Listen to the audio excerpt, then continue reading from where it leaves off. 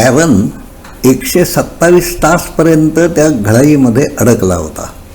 त्याच्याजवळ असलेल्या व्हिडिओ कॅमेऱ्याने त्या अवस्थेचे शूटिंग त्याने केले आहे, ते पाहता येते.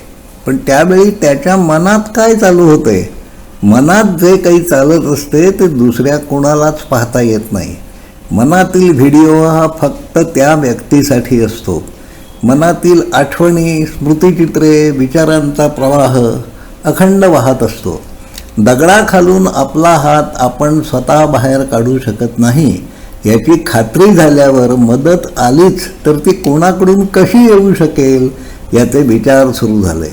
मदतीची शक्यताच नव्हती. त्याची निरर्थकता राजच्या लक्षात येत होती. पण मन आशावादी असते. काहीतरी घडेल आणि या सापळ्यातून आपली सुटका होईल अशी आशा मन दाखवित होते. हात अडकलेल्या अवस्थेत त्या जागी झोपणे शक्य नव्हते. पण गुंगी येत होती. डोळे बंद होत होते. काही क्षणांसाठी स्वप्नांचा पट डोळ्यासमोरून सरकत होता.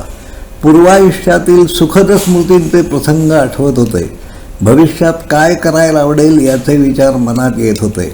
वास्तवाची जाणीव झाल्यावर त्या चित्रात खंड पडत होता. पण पुढील क्षणापासून विचारांची मालिका नव्याने सुरू होत होती. धुंदीमध्ये असताना तहान भुकेची जाणीव कमी होते, पण ट्रान्सच्या त्या अवस्थेतही मनाचे व्यवहार मात्र चालूच असतात. भूतकाळाच्या आठवणीत दंग राहण्याचे किंवा भविष्याची चित्रे पाहण्याचे मनाचे काम अव्याहत चालू असते.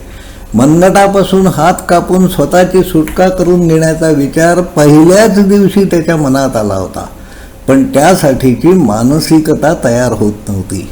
हात कापण्यासाठी जी प्रेरणा आतून यायला हवी तशी ती येत नव्हती. मनातील विचारांचा हा खेळ चालू असताना राजच्या डोळ्यासमोर एक 3 वर्षाचा गुटगुटीत लाल शर्ट घातलेला मुलगा आला.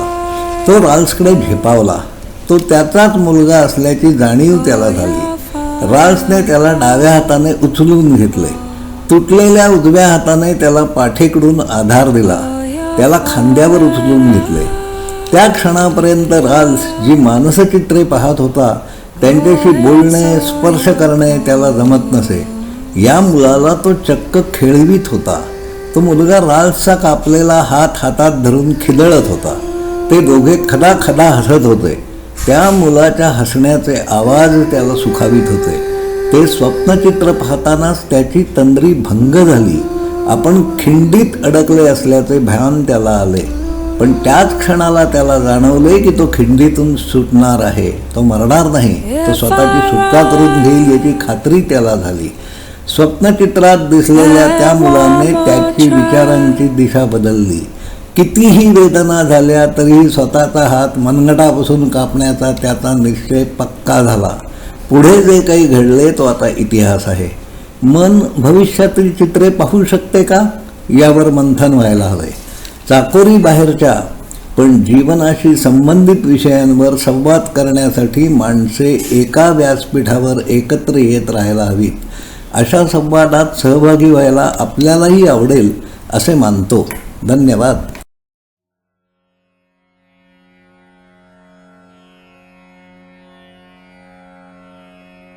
गुरुजी म्हारे माने डर लागो आहे दीन रो ओ दीन रो दीन रो ओ दीन रो गुरुजी म्हारे